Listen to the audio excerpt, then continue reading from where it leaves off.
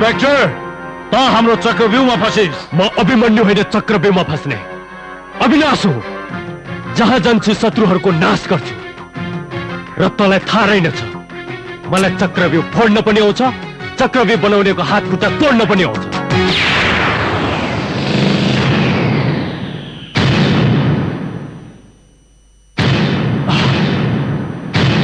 Done, आँखा छ भने हेर, आज मैले तेरै घरमा आएर तेरो केटाहरूको के दुर्दशा गरे, र कान छ भने सुन, त जुन ठाउँमा बसेको छस् त्यो मेरो इलाकामा पर्छ। म तँलाई चेतावनी मात्र दिन आएको, किनभने शिकारमा पासो थापेर गर्दिन। आजदेखि सबै आफ्नो गलत कामहरू बन्द गर, नत्र अर्कोचोटि म हत्कडी लिएर आउनेछु। इन्स्पेक्टर, दिमाग छ भने सोच। बारुदको थुप्रोमा बसेर आफैले अगाउन सक, नत्र राख हुन्छस्। आफ्नो भलाइ चाहन्छस् भने यो शहर छोडेर खुर्को जा।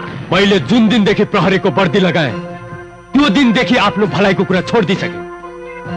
म दुईटा कुरा गर्छु, या हत्कडी लगाउँछु या त कात्रो उडाउँछु। मलाई तेरो कुरा मन पर्यो। बल्ल आज शहरमा मलाई कात्रो उडाउने इच्छा राख्ने मान्छे फेला पाए।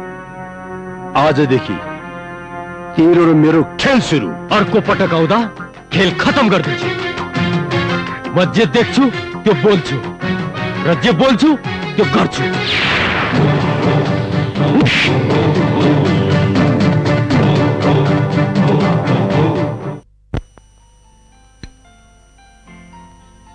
त पनि खाना खाजा। हजुर। मैले हजुरको खाना टेबलमै राखिदिएको छु।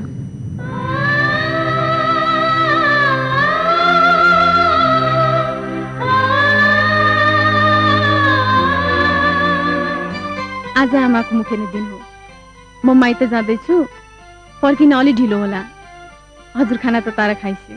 चाँडै आउनु, यदि ढिला भयो भने मलाई खबर गर्नु, म लिन आउला। हस् हजुर। Okay, bye.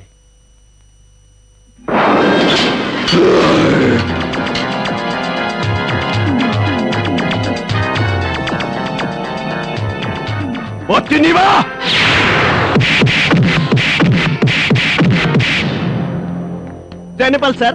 जय नेपाल। त्यो बाबुराजा भन्ने मान्छे कस्तो रहेछ भने सखुवाको मुढा जस्तो रहेछ नि।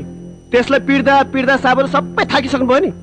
त्यसले आफ्नो अपराध स्वीकार त परे जाओस्, बोल्दै बोल्दैन। अब बोल्छ।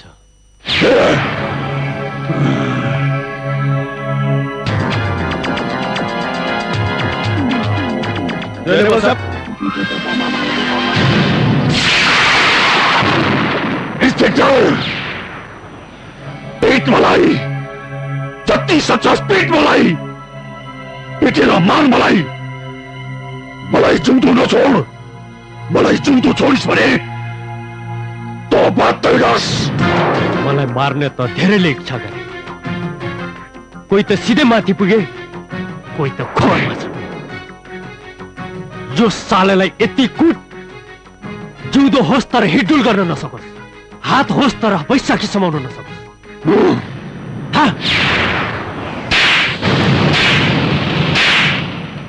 नमस्कार इन्स्पेक्टर साहब। नमस्कार, आउनुहोस् बस्नुहोस्।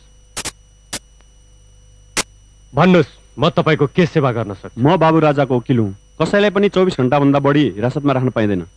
तर तपाईँले बाबुराजालाई 7 दिनसम्म राखिसक्नुभयो। त्यो जस्तो अपराधीलाई 7 दिन होइन 7 वर्ष यहाँ राख्छु। जबसम्म अदालतले अपराध गरेको प्रमाणित गर्दैन तबसम्म तपाईँले कसैलाई अपराधी भन्नु पाउनु हुँदैन।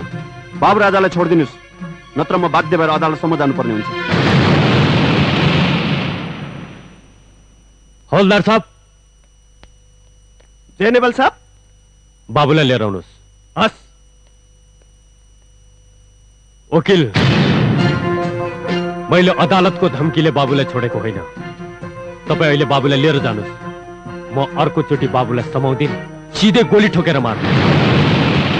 त्यो मसँगको इन्काउन्टरमा मर्छ। बाबु हो मेरो नाम। माया गर्नेहरू मलाई बाबु राजा भनेर बोलाउँछन्। हे इन्स्पेक्टर, तैले मसँग सिंगौली खेलेर आफ्नो काललाई निम्ताइस्। हे साले चिल्ला, तैँले मसँग सिगोरी खेल्ने अर्कोचोटि भेट भयो भने पर्खालमा पोस्टर बनाएर टाँगिदिन्छु। जा। अब मेरो एउटै रहर छ, तेरो विनाश हेर्ने। मैले यहाँ 7 दिनसम्म बिताएँ, अब त 7 जुनसम्म पनि मलाई भुल्न सक्दैनस्।